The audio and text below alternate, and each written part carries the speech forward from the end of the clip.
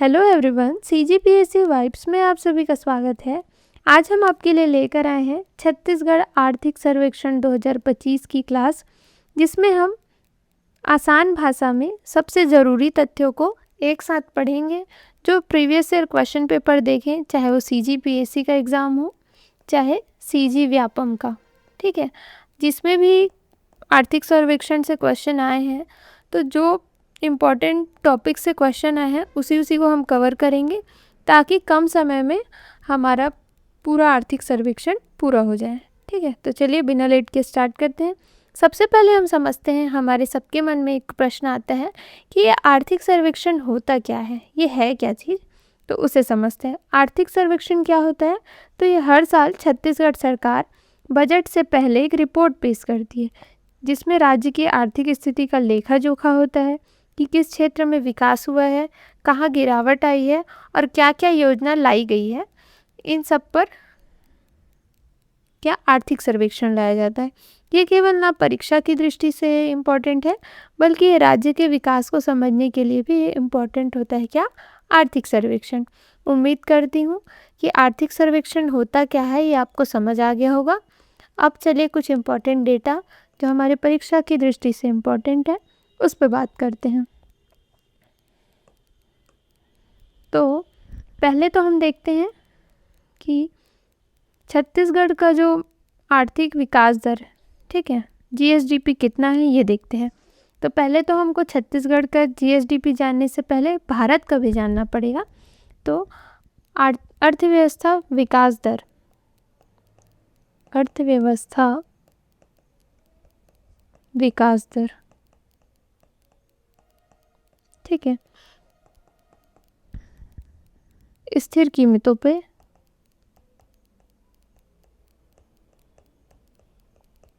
अगर आपको वीडियो की स्पीड स्लो लग रही है तो वीडियो का स्पीड बढ़ा के देखेंगे। मैं लिख रही हूँ करके थोड़ा स्पीड आपको कम लगेगा मेरा, ठीक है। तो भारत का कितना है और छत्तीसगढ़ का, तो हमारा भारत का कितना है, तो 6.4% है, और वहीं छत्तीसगढ़ का जीएसडीपी बोलें तो 7.51% है। अब इसको आप कैसे याद करेंगे, याद रखिएगा भारत का छत्तीसगढ़ से कम है। फर्स्ट लेटर पहले याद करें, भारत का 6 है और छत्तीसगढ़ का 7 है, ऐसा याद कर लीजिएगा, ठीक है। तो अगर ऑप्शन में अगर 5.0, 7.0, 6.0 ऐसा क्वेश्चन आता है तो आप रिलेट कर पाएंगे कि छत्तीसगढ़ का 5 वाला है, क्योंकि आपको पहला डिजिट याद है। अगर 7 याद हो गया तो उसके बाद 0.51 को याद रखेंगे, ठीक है। अब देखते हैं इसका, हम छत्तीसगढ़ का परिचय देखते हैं। अब इसका जीएसडीपी देख लिए भारत और छत्तीसगढ़ का। भारत का है 6.4% और छत्तीसगढ़ का है 7.51%। अब छत्तीसगढ़ का परिचय देखते हैं।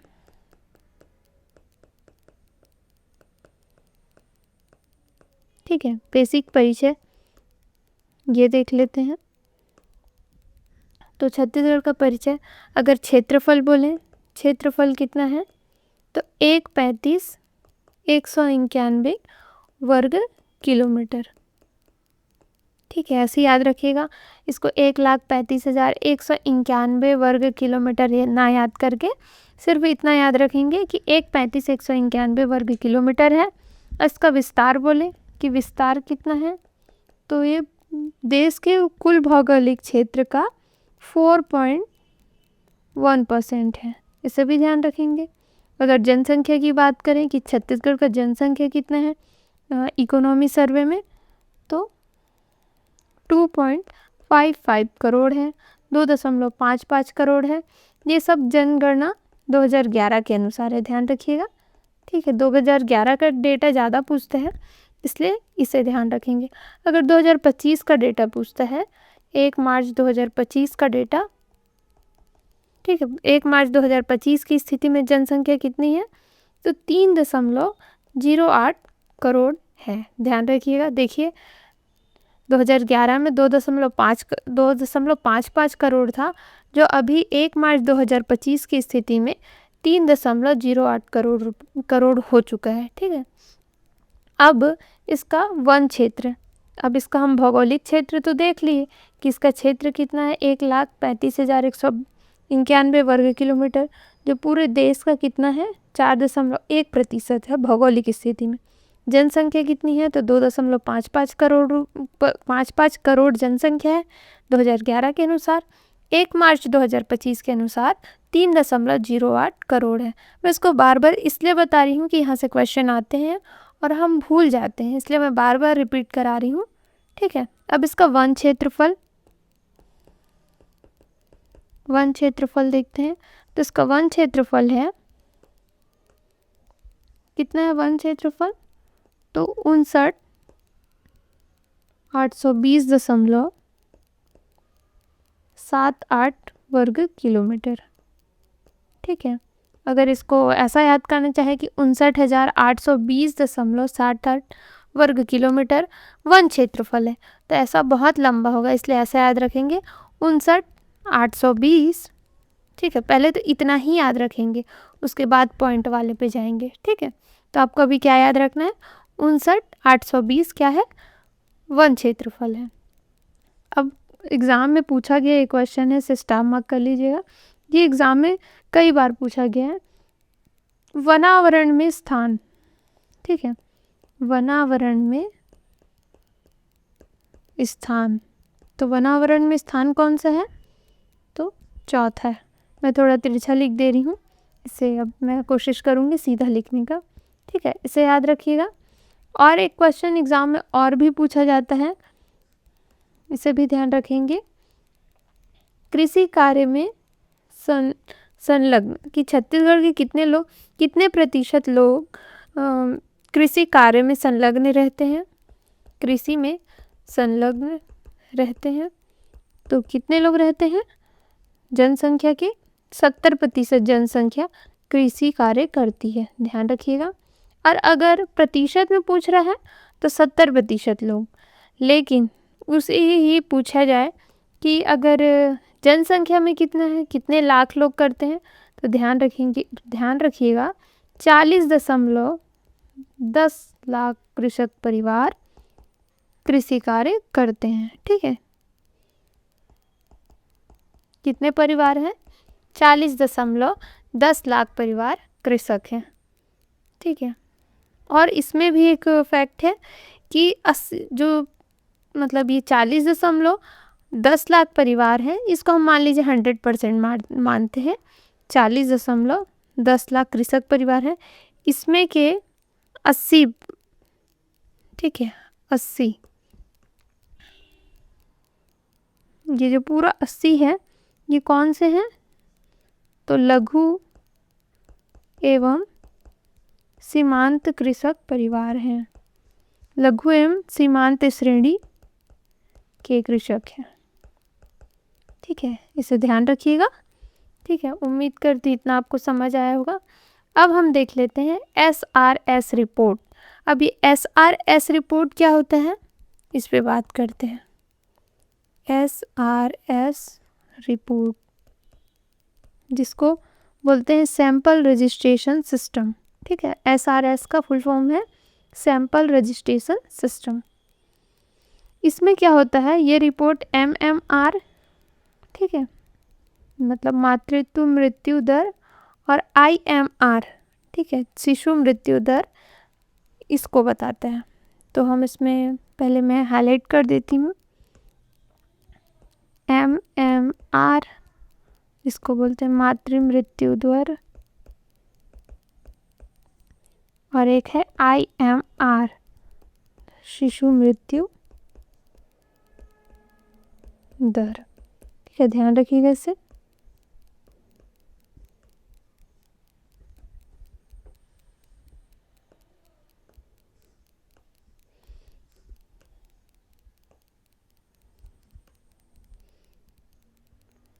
इसमें पहले भारत का स्थान देखते हैं, फिर हमारे छत्तीसगढ़ का स्थान देखेंगे, और एक लक्ष्य कितना रखा गया है यह देखेंगे, ठीक है।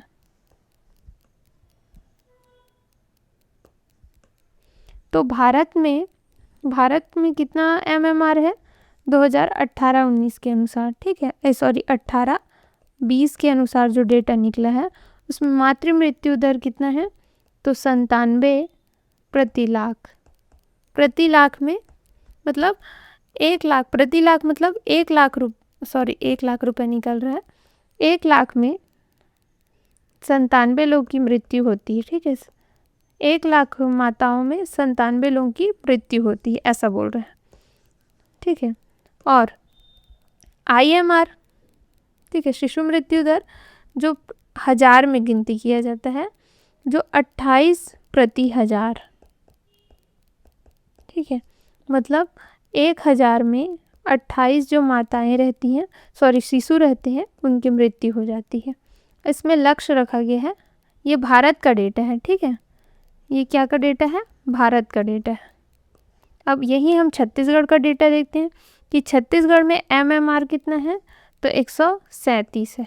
ध्यान रखिएगा 137 है, यानी 1 लाख माताओं में 137 जो माताएं रहती हैं उनकी मृत्यु हो जाती है। और शिशु मृत्यु दर कितना है, तो 38 है। मतलब प्रति 1000 मतलब 1000 में 38 बच्चे की मृत्यु हो जाती है। इसे कम करने का लक्ष्य रखा गया है। अब ये लक्ष्य कितना है इसे देख लेते हैं।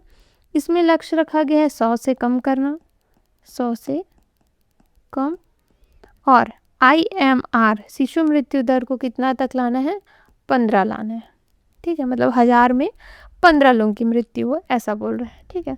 उम्मीद करती हूँ आपको इतना समझ आया होगा। अब हम देखते हैं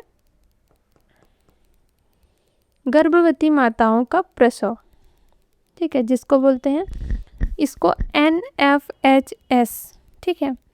एक रिपोर्ट आता है हेल्थ वाला, इसमें एक बार PSC क्वेश्चन पूछा है NFHS, ठीक है। रिपोर्ट 5वां संस्करण है। इस रिपोर्ट में जो डेटा है उस पर बात करते हैं। इसमें प्रसव का डेटा देखते हैं। इसमें क्वेश्चन जो पूछा है प्रसव के डेटा से पूछा है। प्रसव यानी डिलीवरी, ठीक है। अब इसमें क्या पूछा है कि जो डिलीवरी होती है, ठीक है, शासकीय हॉस्पिटल में कितनी होती है, शासकीय अस्पताल बोलें जिसको, ठीक है। और एक जानना है हमको संस्थागत, जहाँ शासकीय, संस्थागत में शासकीय और निजी, ठीक है, यानी प्राइवेट।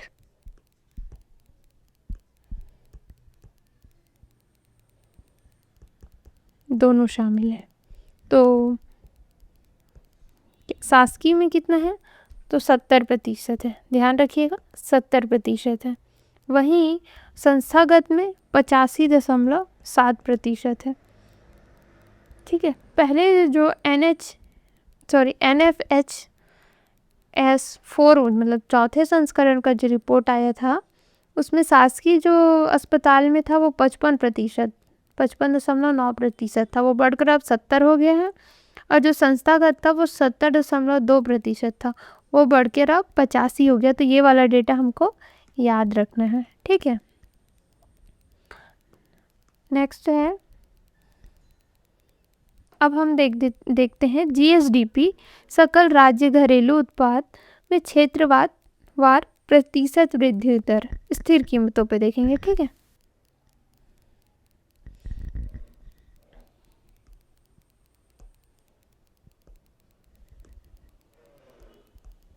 सकल राज्य घरेलू उत्पाद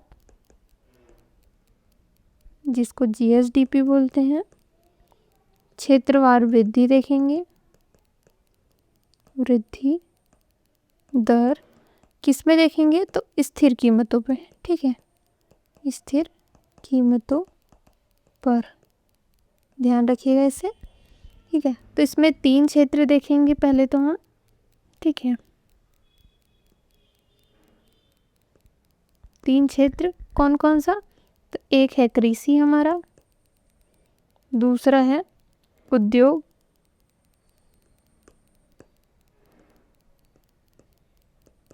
और तीसरा है सेवा। इसमें बहुत सारे डेटा हैं, तो हमको बहुत सारे को याद नहीं करना है। जो एग्ज़ाम के लिए इम्पोर्टेंट है उसे देखना है, ठीक है।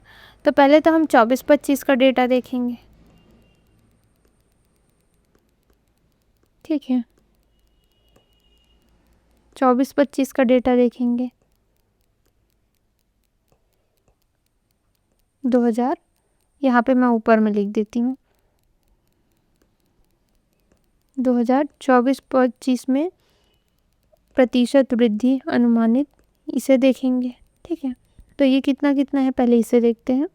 इसको मैं ऐसे 3 बॉक्स बना देती हूँ। ठीक है, जो प्रतिशत वृद्धि हुआ है कृषि में वो कितना हुआ है, तो 5.38%।